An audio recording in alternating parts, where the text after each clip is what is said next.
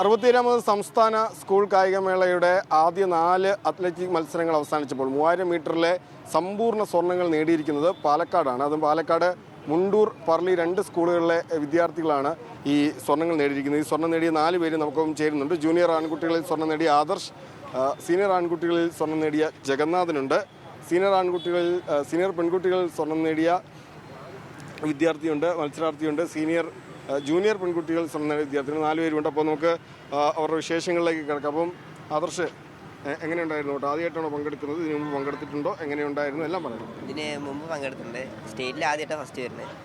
കഴിഞ്ഞ വർഷം ഏതൊക്കെ ഐറ്റത്തിലായിരുന്നു പങ്കെടുത്തത്? കഴിഞ്ഞ വർഷം 3000 മാത്രമേ വന്നിട്ടുള്ളൂ പാർട്ടിസിപ്പേറ്റ്. അത് കിട്ടിയില്ല, 10ാമതായി. അപ്പോൾ ഇക്കൊല്ലം ഫസ്റ്റ് പിടിക്കാനുള്ള വേറെ മത്സരങ്ങളിൽ പങ്കെടുക്കുന്നുണ്ടോ? 1500 ഉണ്ട്, ഇനി 200. അപ്പം ജഗന്നാഥൻ ആദ്യമായിട്ടല്ല, കഴിഞ്ഞ വർഷവും മത്സരിച്ചിരുന്നു, കഴിഞ്ഞ വർഷവും മെഡൽ ലഭിച്ചിരുന്നു, ഇത്തവണ വീണ്ടും മത്സരിക്കുന്നു. അപ്പം ഇനി ഏതൊക്കെ ഐറ്റമാണ് പങ്കെടുക്കാനുള്ളത്? കഴിഞ്ഞ വർഷം ഏതൊക്കെ ഐറ്റങ്ങളായിരുന്നു മെഡൽ ലഭിച്ചിരുന്നത്? കഴിഞ്ഞ വർഷം 3000-ൽ ഗോൾഡും 1500-ൽ ബ്രോൺസും ആയിരുന്നു.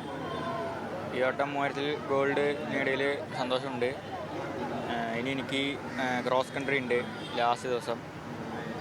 ഇത്തവണ 1500-ൽ പങ്കെടുക്കുന്നുണ്ടോ? ഇല്ല, 1500 പങ്കെടുക്കുന്നില്ല. ഇനിയ 13ാം വയസ്സിൽ സീനിയർ ലെവലിൽ മത്സരിച്ച് സ്വർണം നേടിയ മത്സരാർത്ഥിയാണ്. അത് ഈ മേളയുടെ തന്നെ കൗതുകങ്ങളിലൊന്നാണ്. ഇനിയപ്പോൾ ആദ്യമായിട്ടാണ് സ്കൂൾ മീറ്റിൽ പങ്കെടുക്കുന്നത്. ഈ സ്പോർട്സിലേക്ക് തന്നെ വന്നിട്ട് തന്നെ കുറച്ച് നാളുകളെ ആയിട്ടുള്ളൂ. അപ്പോൾ ഇനി ഏതൊക്കെ മത്സരങ്ങളാണ് പങ്കെടുക്കുന്നത്? എങ്ങനെയാണ് ഈ സ്പോർട്സിലേക്ക് എത്തുന്നത്? ഇനി 1500, 800 ക്രോസ് കൺട്രി ഉണ്ട്. എങ്ങനെയാണ് സ്പോർട്സിലേക്ക് എത്തുന്നത്? എത്ര കാലമായി പരിശീലിക്കുന്നു? ഞാൻ ജൂൺ മുതൽ വരാൻ തുടങ്ങിയത്.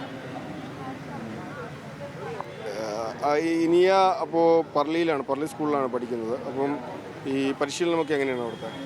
നല്ല പരിശീലനം. രാവിലെ വരും, പിന്നെ വൈകുന്നേരം വരാറുണ്ട്. രാവിലെയും വൈകുന്നേരം ചേർന്ന്.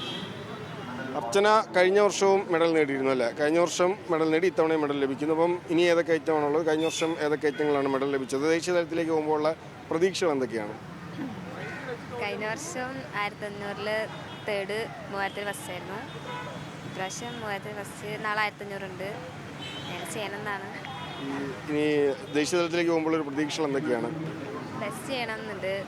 ടൈം ഈ പഴയ ഒരു പാലക്കാടൻ പ്രതാപം, പ്രത്യേകിച്ച് ഈ ദീർഘദൂര മധ്യദൂര മത്സരങ്ങളിൽ അല്ലെങ്കിൽ ഓട്ടങ്ങളിൽ പാലക്കാടിന് മുൻപുണ്ടായിരുന്ന ഒരു പ്രതാപം, അത് തിരിച്ചു പിടിക്കുന്നതിൻ്റെ പ്രയത്നമാണ് ഈ കുട്ടികൾ നടത്തുന്നത്. 2 പേർ, അർച്ചനയും